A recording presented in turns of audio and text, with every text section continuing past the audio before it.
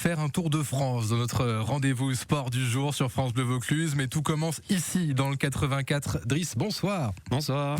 Driss, vous êtes prof de judo et vous vous êtes lancé dans un sacré projet, celui donc de faire le tour de France des dojos. Pourquoi ?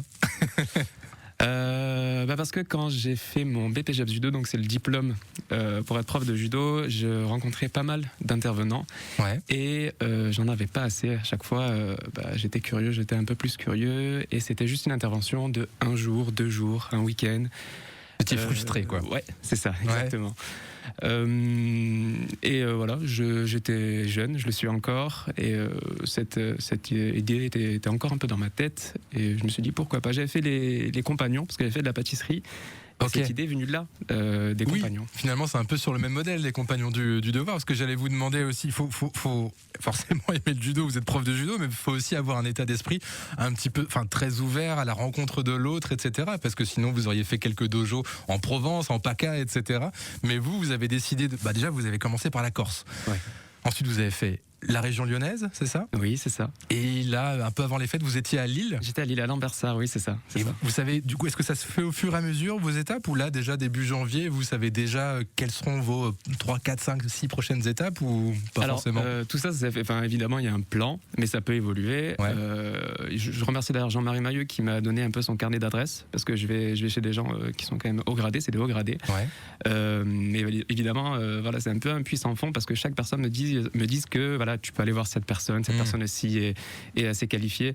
Donc, ça peut durer 1 an comme ça peut en durer 10, parce qu'au judo, on est tous un peu des amis et on se donne, on se dit tu peux aller voir lui, c'est un peu infini. Et oui, j'imagine bien. Ouais. Et si vous deviez, je sais pas, retenir, on va peut-être rentrer dans le côté un peu technique, mais c'est pas grave, retenir quelque chose que vous avez appris là pendant vos 3 premières étapes que vous ne connaissiez pas spécialement pendant votre formation ici dans le Vaucluse, pas forcément de technique de combat, mais en tout cas de pédagogie, ce genre de choses, vous qui êtes prof.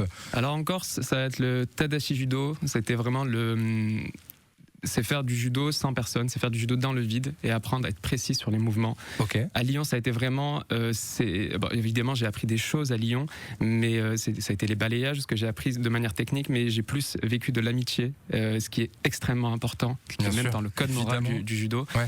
Et à Lille, ça a été, ce qui va d'ailleurs bientôt sortir, ma prochaine vidéo d'ailleurs cette semaine, ça a été vraiment le Kodomo no Kata. Ça a été un kata qui a été fait en collaboration avec le Kodokan et la Fédération française de judo.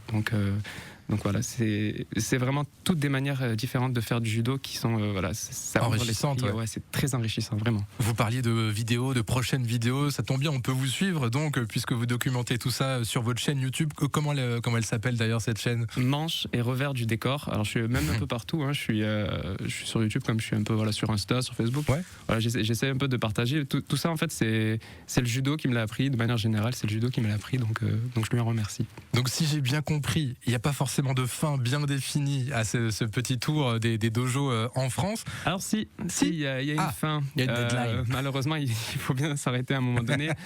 Parce que je vais quand même revenir au Bercail.